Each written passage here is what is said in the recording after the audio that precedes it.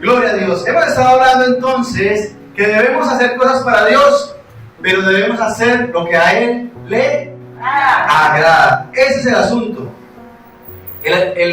La situación está en nosotros que no somos tan dóciles, por decirlo de alguna forma.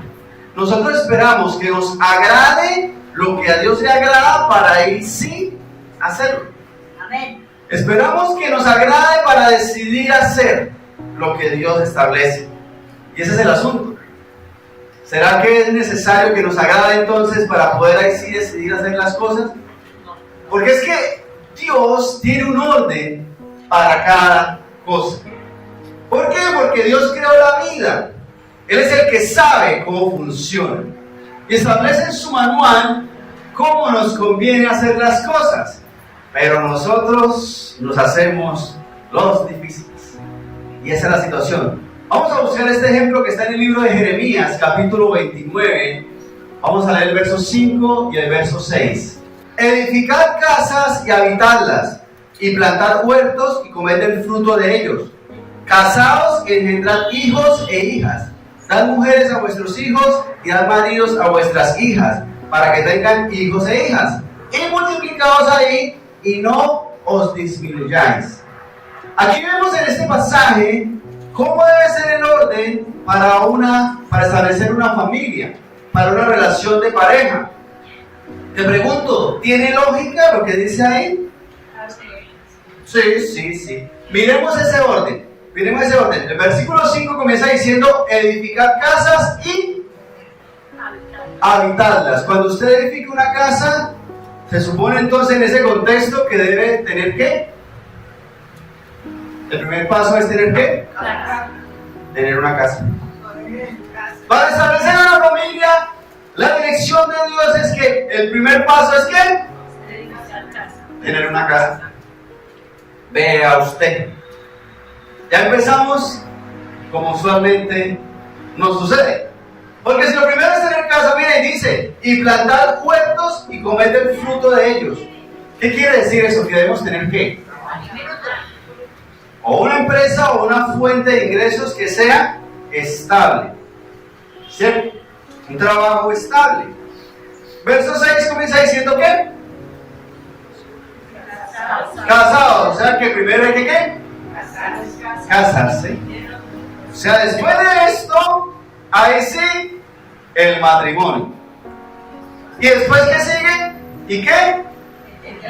Y engendrar hijos e hijas. O sea que entonces ahí sí deben venir ¿quiénes?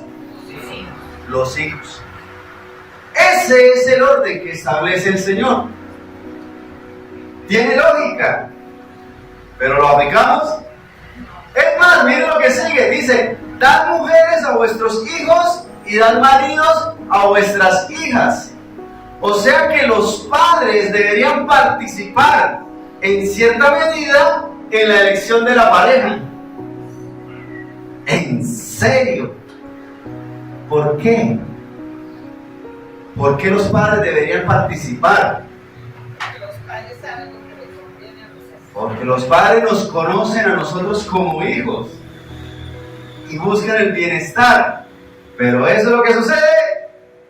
Mire, dice: para que tengan hijos e hijas. O sea, y repetir el proceso. Y multiplicados ahí y no disminuyáis. Mire, ese es el orden que Dios establece para formar una familia.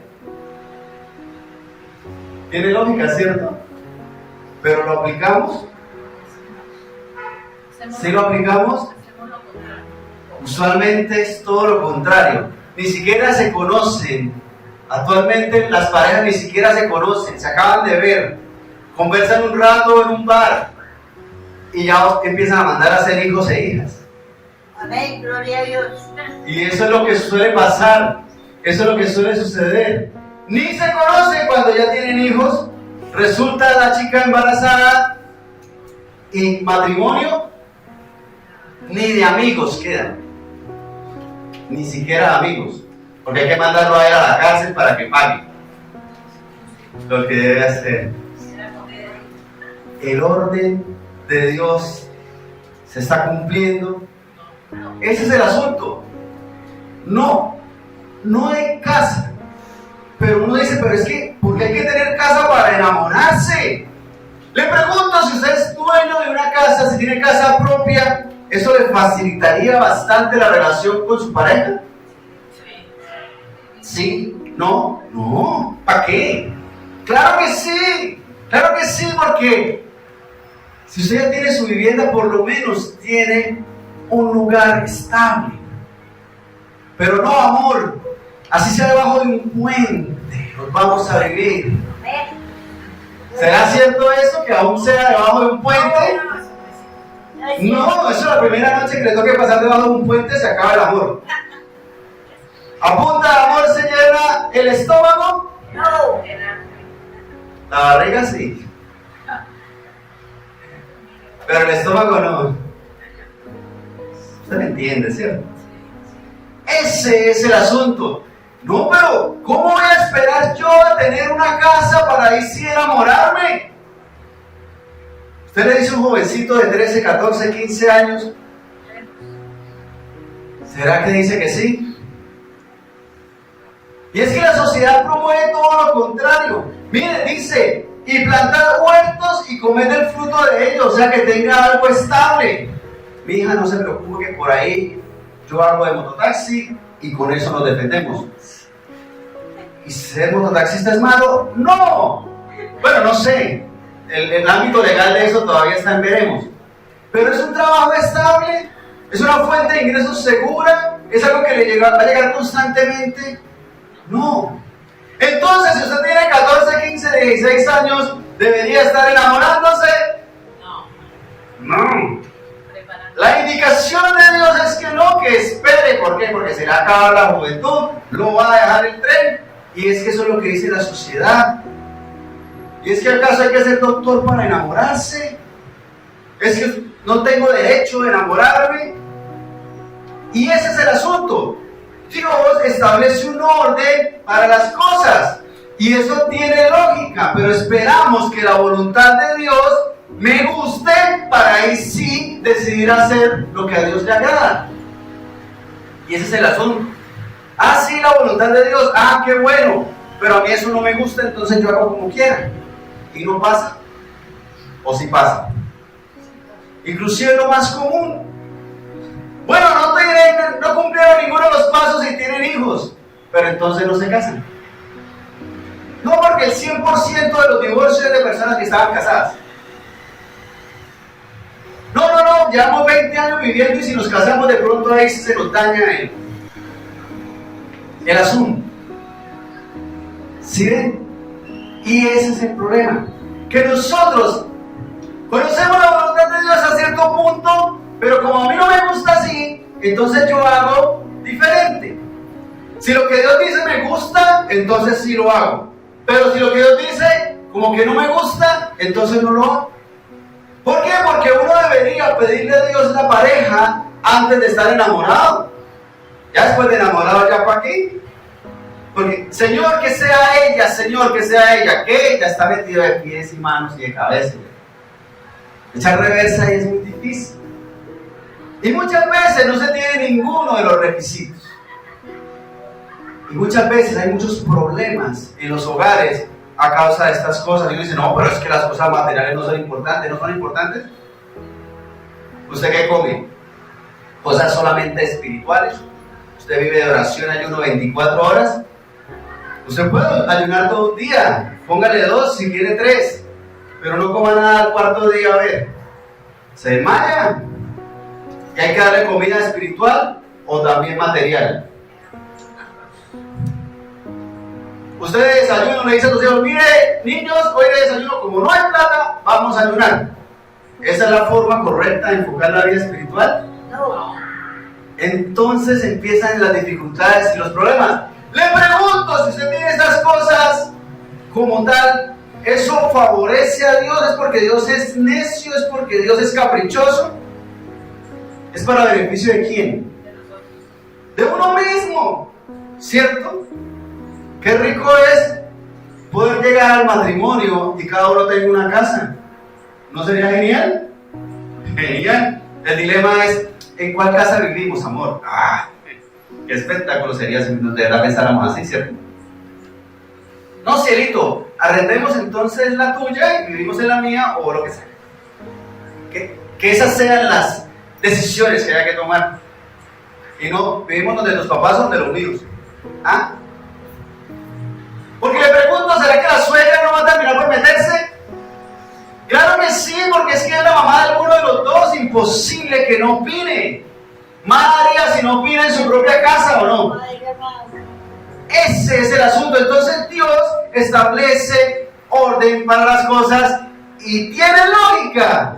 Pero ahora miremos el contexto de este pasaje. Ahí mismo en Jeremías 29 leamos el verso 4. Así ha dicho Jehová de los ejércitos, Dios de Israel, a todos los de la cautividad que hice transportar de Jerusalén, ¿a dónde?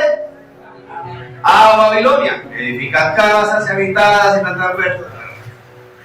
Les pregunto, ¿dónde estaban? ¿Dónde estaba el pueblo en ese momento? En Babilonia. ¿De vacaciones? ¿De crucero? ¿De paseo? Cautivos. Los habían deportado. Los habían sacado de Jerusalén cautivos a Babilonia, un pueblo pagano, contra su voluntad. O sea, estaban felices de la pelota, ¿sí? No. Y le pregunto, ¿aún allí deberían seguir el proceso que Dios establece? ¿Sí? ¿No? Sí, porque en ese contexto es que Dios les está diciendo qué es lo que deben hacer. Que imagínense. O sea que a pesar de que la situación no era la más feliz para ellos, Dios estaba estableciendo el orden de las cosas y cómo se deben hacer. Ese es el asunto. Y miremos cómo termina el verso 7. Dice: y procurad la paz de la ciudad a la cual os hice transportar, y rogad por ella a Jehová, porque en su paz tendréis vosotros paz. ¿Deben procurar la paz de dónde? ¿De Jerusalén? ¿O de dónde? ¿De dónde estaban? ¿De dónde estaban? ¿Estaban en Jerusalén? ¿Estaban en su tierra natal? ¿Estaban en el país que querían estar? No. Estaban donde no querían estar. Y a las malas. Pero el Señor les dice que hay que buscar la paz de allí. Procurar la paz de allí.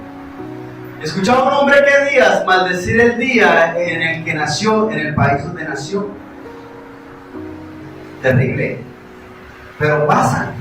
Le pregunto, ¿usted eligió el país donde nació? No. ¿Usted eligió sus papás? No. ¿Quién los eligió? Dios eligió el lugar donde tú naciste. Dios eligió la casa, el hogar, la familia, tus padres. Dios fue quien los eligió, no tú. Le pregunto, ¿Dios se equivocó? No. ¿Tiene lógica? Es que, mejor dicho, te pregunto, ¿debe tener lógica? Porque ese es el asunto. O sea, esperamos que, Señor, pero ¿por qué nací en tal parte y no en tal otra?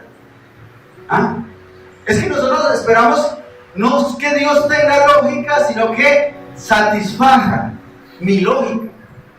Buscamos es que lo que Dios dice que tiene lógica debe satisfacer mi lógica. ¿O no pasa así? Porque es que cuando Dios da una instrucción, una enseñanza, una guía, nosotros esperamos que a mí me guste lo que Dios está diciendo, porque de lo contrario no se ajusta a mi lógica. Y aunque tenga lógica, para mí no lo tiene. Señor, pero yo ¿por qué no nací en Miami? Si allá es donde debía haber nacido. Yo soy rubio, ojos azules. Lo que pasa es que se me están apareciendo las canas. Ese es el asunto. Nosotros esperamos es que la lógica de Dios se ajuste a mis planes. Y vea que no. Vamos al libro de Santiago, capítulo 3, y vamos a leer el verso 13 al 18. ¿Quién es sabio y entendido entre vosotros? Muestre por la buena conducta sus obras en sabia mansedumbre. Pero si tenéis celos amargos y contención en vuestro corazón, no os jactéis ni mintáis contra la verdad, porque esta sabiduría no es la que desciende de lo alto, sino terrenal, animal, diabólica.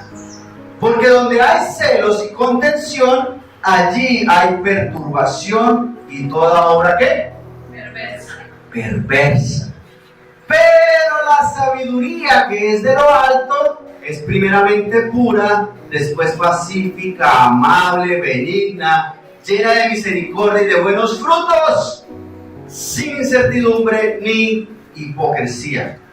Y el fruto de justicia se siembra en paz para aquellos que hacen la paz. Porque es que nosotros entramos en conflicto con lo que para mí tiene lógica y con lo que Dios establece. Porque es que resulta que si nosotros podemos ver, nos creemos sabios en nuestra propia opinión. No es que yo sé qué es lo que me conviene, yo sé realmente qué es lo que necesito, yo sé, ¿sí? Y muchas veces sabemos lo que queremos, pero no sabemos lo que realmente necesitamos. Y ese es nuestro conflicto. Buscando que la lógica de Dios se ajuste a mí, muchas veces entramos en contienda, en pleito con lo que Dios establece. Y es que queremos todo ya, ¿o no? Cuando usted ora para que se le quite una enfermedad, ¿lo quiere dentro de un mes? Ya. ¿No es cierto? ¿Lo quiere uno? Ya. Es más, lo queremos todo fácil, ¿o no? ¿Usted quiere una empresa, un trabajo que le entregue millones sin hacer nada? ¿O no? Mejor dicho, una pensión, que un tío millonario por allá me dé una herencia. ¿O no? ¿Cuánta gente no hay en el mundo buscando fuentes de ingresos fáciles y por eso invierten inclusive millones en apuestas y en loterías y cuánta cosa, esperando que todo sea fácil? Y no se dan cuenta que aún se meten en problemas con Dios haciendo estas cosas. ¿Por qué? Porque es que esperamos que, listo, si Dios quiere bendecirme, entonces que llueva dinero. Tiene lógica. ¿Tendrá eso lógica? De pronto lógica para uno, pero para Dios. Y ese es el asunto. Nosotros queremos las cosas de inmediato y sin esfuerzo, porque es que la palabra de Dios dice, pedid y se os dará. Mateo 7:7. Esa frase me fascina. Señor, yo puedo pedir lo que sea y tú me lo darás porque tu palabra dice, pedid y se os dará. O en Juan 14 que dice, y todo lo que pidiereis al Padre en mi nombre, lo haré. Suena muy bonito. Y decimos, no Señor, entonces ahí tú estás obligado a darme o a cumplirme mis caprichos. ¿Será así? ¿Será que Dios está obligado a cumplir tus caprichos? Pero si Él dice 20, ¿verdad? Ese es el asunto. Nosotros queremos que la lógica de Dios se ajuste a mi lógica porque yo soy súper inteligente. Y ese es el asunto. No nos damos cuenta de que esto que habla el Señor de pedir se os dará, de que Él nos acompaña, de que Él nos da, de que Él nos cuide y todo lo demás, es para el crecimiento del reino de Dios. Más que para que uno reciba cosas o bienes, es para mostrar el respaldo de Dios en la obra de Él. Porque eso es lo que Dios establece para nuestra vida. Y así es que funciona la lógica de Dios. Si le estás sirviendo, tenga la certeza que si usted está orando por alguien, Dios te va a respaldar. Pero si usted está orando es para no trabajar. Señor, que me gane el valor. ¿Será eso una oración correcta delante de Dios? No. ¿Por qué? Porque es que eso va en contra de lo que Dios establece, eso va en contra de los juegos de azar. Ese es el asunto. Entonces nosotros tenemos que evaluar realmente si nuestra lógica se ajusta a la de Dios, no si la lógica de Dios se ajusta a la mía. ¿Por qué debo sujetarme a lo que Dios establece? ¿Por qué? ¿Tiene lógica? ¿Debo sujetarme a lo que Dios establece o no? ¿Será que sí? ¿Será que no? Sí. ¿Por qué? Porque Él es el dueño. ¿Qué más? Porque es lógico. Porque es bueno. ¿Qué más? Porque Él es el que sabe. ¿Quién sabe más? ¿Dios o usted? Dios. ¿Seguro? Sí. ¿Será que nos podemos comparar con Dios? ¿Con la sabiduría de Dios? No. Evangelio de Lucas, capítulo 14, verso 28 al 30. Porque ¿quién de vosotros, queriendo edificar una torre, no se sienta primero y calcula los gastos a ver si tiene lo que necesita para acabarla? No sea que después que haya puesto el cimiento y no pueda acabarla, todos los que lo vean comiencen a hacer burla de él diciendo: este hombre comenzó a edificar y no pudo ¿qué? Acabar. ¿Sí hay que hacer planes? ¿Hay que hacer cuentas? Claro que sí. Te pregunto, si Dios nos plantea un plan, ¿aún así debemos planear? Suena raro. Si Dios tiene un plan para ti, ¿aún así tú debes hacer planes en lo que Dios te está indicando? Claro que sí, porque Dios espera que nosotros participemos. Porque Dios tiene un plan perfecto para ti, pero eres tú y soy yo quien debe analizar el proceso de cómo voy a hacer lo que a Dios le agrada. Y es que ese es el asunto. Muchas veces hacemos planes para hacer lo que a Dios no le agrada. Dios tiene un plan para uno, entonces se puede usar un plan alterno para hacer lo contrario a lo que Dios establece. Y ese es el asunto. Mire, sigue diciendo, versos 31 y 32. ¿O qué rey, al marchar a la guerra contra otro rey, no se sienta primero y considera si puede hacer frente con 10,000? ¿10,000 qué? ¿Pesos? ¿Dólares? 10,000 soldados, ¿cierto? Con 10,000 soldados, con 10,000, al que viene contra él, ¿con cuántos? 20,000. El doble, eso es un montón de gente, ¿sí o no? ¿Cuántos son 20,000 soldados? Un montón. Y si no pueden, cuando el otro está todavía lejos, le envía una embajada y le pide condiciones de paz. ¿Eso tiene lógica? Claro que sí. Pasa en el colegio, ¿no? Está uno solito y vienen como 10 hacia acá. ¿Qué hace uno? ¿Los enfrenta? Son en las películas de Jackie Chan y toda esa gente. Uno no, uno corre. Más bien corre. Ese es el asunto. Eso tiene lógica, pero te pregunto, ¿un rey debe tomar decisiones? Sí. Claro que sí. ¿Debe planear? Sí, pero es con la lógica de Dios, no con la nuestra. Y ese es el asunto. ¿Por qué? Porque Dios está dando la dirección para nuestra vida, pero nosotros queremos es que la lógica de Dios se adapte a la mía. Y debemos hacer cosas, pero debemos hacerlas en el orden de Dios. Porque ahora sí leamos el verso 33, dice: así pues, cualquiera de vosotros que no renuncia a todo lo que posee, no puede ser mi discípulo. ¿No puede ser ni qué? Discípulo. O sea que ese contexto de la torre, ese contexto de construir una torre y planear cómo construirla, ese contexto del rey que va a la guerra, hace referencia al reino de los cielos, a el plan de Dios para nuestra vida, no solamente ahora, sino para la eternidad. Y esa es la lógica de Dios, porque Dios va mucho más allá. Mucho más allá. Porque es que mire, dice: así que cualquiera de vosotros que no renuncia a todo lo que posee, no puede ser mi discípulo. Te pregunto, ¿qué vale más? ¿Todo lo que posees o ser discípulo de Cristo? ¿Sí? ¿Vale más que la casa? ¿Y más que el carro? ¿Y más que la empresa, la pensión? ¿Sí? Sí, claro, claro que sí. Porque cuando tú partas de esta tierra, ¿te vas a llevar a la casa? No. No se va a llevar nada. Nada. Inclusive la casa no se la puede llevar. Si le toca irse del país, ¿se puede llevar la casa? ¿Y cuántos años trabaja uno por la casa? Edificar casas. Pero aún así, vale más ser discípulo de Cristo. ¿Tiene lógica? ¿Sí ve que nos pesa? Porque esa es la lógica de Dios. Se trata del reino de los cielos, la torre, la guerra y casi todos los ejemplos que el Señor nos da. Porque eso es lo que va a durar para la eternidad. Qué bueno que tengas casa, me alegra mucho. Qué bueno que tengas un lugar donde puedas llegar a descansar y puedas estar tranquilo o tranquila. Pero eso es pasajero, ¿o no?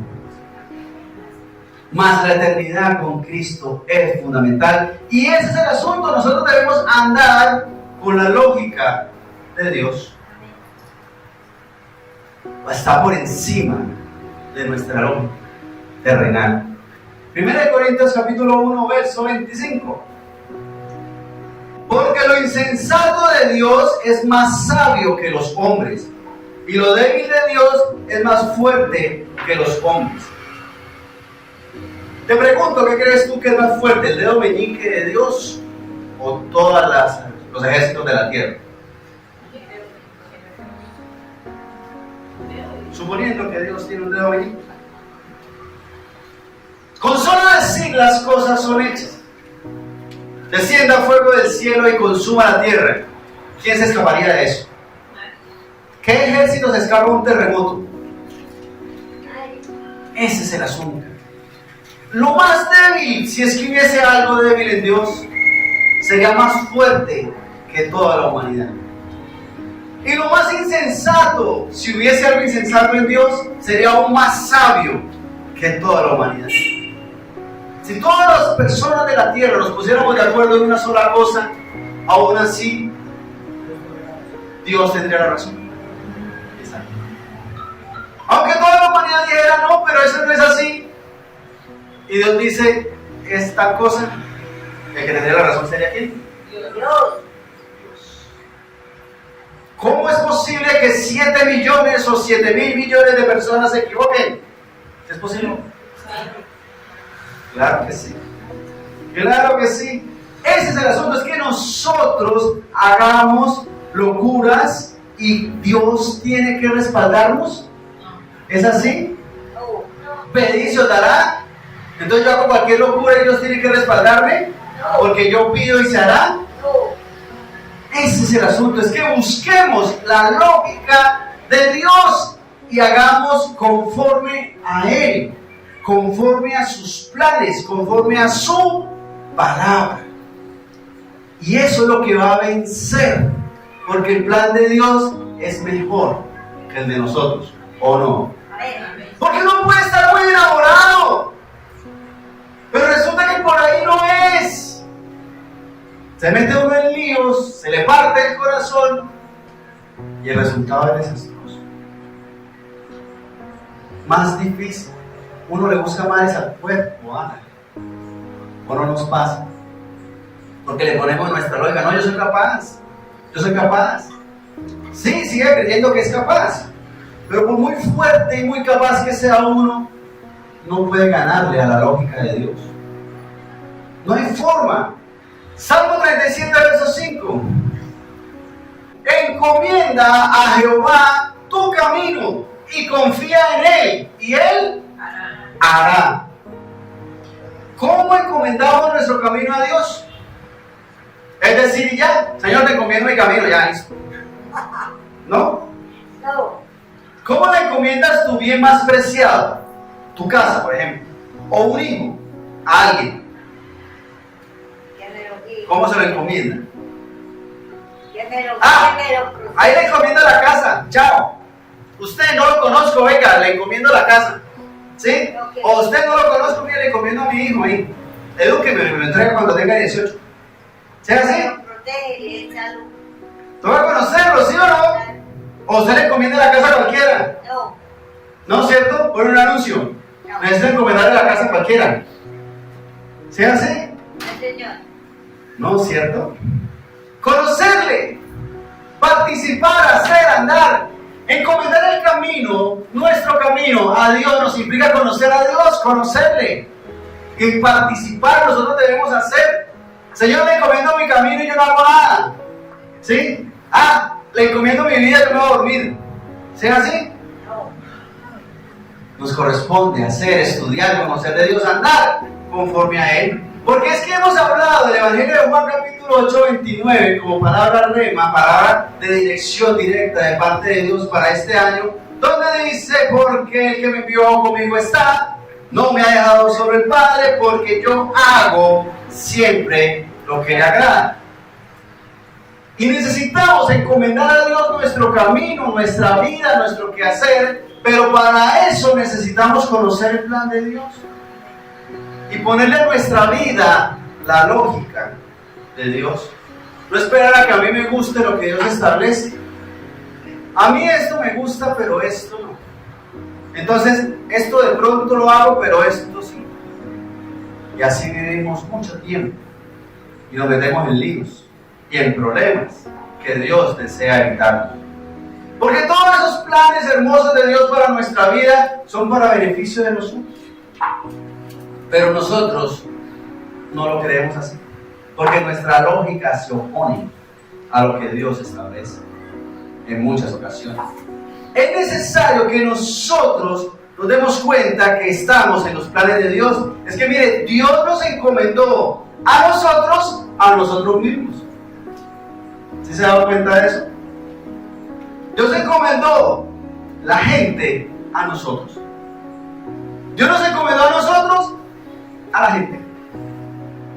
Nos dejó la responsabilidad de guiar a las demás personas a nosotros. Y hubo otros que te predicaron a ti y que te guiaron. Dios le deja a los padres la responsabilidad de guiar a los hijos. Tremenda responsabilidad, ¿no? Pero también tremendo voto de confianza que Dios deposita en nosotros, a esperar a que nosotros rindamos correctamente delante de Dios. Dios nos encomendó a nosotros las almas. Tremendo. Pero así es. Por eso nosotros necesitamos darnos cuenta que debemos andar conforme a la lógica de Dios, andar conforme a la voluntad de Dios, que nuestra voluntad debe sujetarse a la voluntad de Dios. Entonces nosotros, ¿qué estamos haciendo?